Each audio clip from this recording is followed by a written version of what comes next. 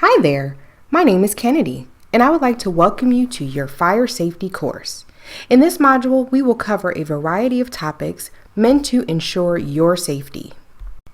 Let's get started with some of the basics. In order for a fire to occur, 3 elements must be present. These are oxygen, the air we breathe, and medical gases we use for patient treatment. Heat, the source of ignition like a spark, a cigarette, or heating element. Fuel, anything that can burn, such as linens, paper, clothing, and flammable materials, such as rubbing alcohol. If one element is missing, there can be no fire. The hospital is equipped with a fire alarm system that contains pull stations, smoke detectors, sprinklers, alarms, and more. When any part of this system is activated, a warning signal is automatically sent to the fire department. The hospital is separated into smoke compartments by thick firewalls. These firewalls can restrict the passage of smoke and fire for at least an hour and a half. In addition to firewalls, stairwells are separate smoke compartments. Know where your smoke compartments begin and end in your department in case you need to leave your area quickly. Patient room doors can protect from smoke and fire for 20 minutes. Keep exit routes and corridors clear at all times. Never use elevators during a fire alarm situation. Oxygen lines provide O2 to patients' rooms and treatment areas. Area shutoff valves are located in these areas so the O2 can be shut off quickly in case of a fire emergency. Do you know where your O2 shutoff valves are located at in your area? Do you know what rooms are affected when the valve is shut off? Flammable materials are things that can ignite easily and burn rapidly. An ignition source is anything that creates enough heat to ignite a fuel. Examples include a spark, a smoldering cigarette, a charged heating element, static electricity, and before static electricity. Keep flammable materials away from ignition sources at all times. Store flammable materials in a National Fire Protection Agency NFPA approved flammable cabinet.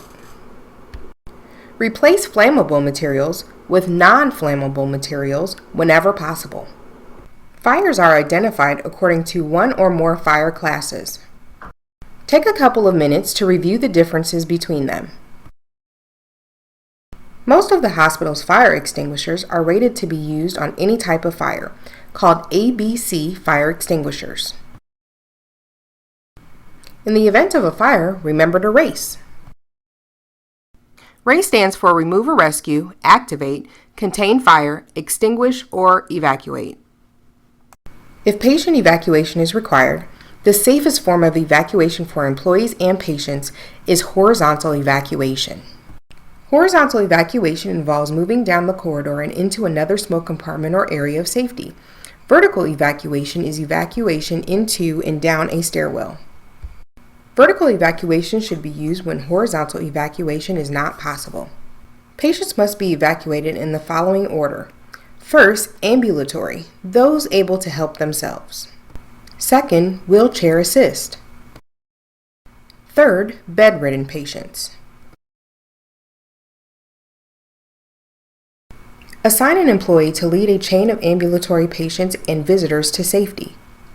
Evacuation should only take place if an order is given by the hospital administrator or someone who has the authority to do so. When we need to use a fire extinguisher, we remember PASS. Pull the pin, aim at the base of the fire or flames, squeeze the top handle, and sweep from side to side. Once the fire is extinguished, keep your eye on it until the fire department arrives. If it reignites, use the fire extinguisher again. If you expel the entire contents of the fire extinguisher, exit the area, close the door behind you, and wait for the fire department. Never try to return to a burning fire with another extinguisher once you have already tried to extinguish it. Remove any extinguisher from service once it has been used. Notify facility services or plant operations for it to be picked up. Thank you for watching our video on fire safety. Please click the next button to review electrical safety.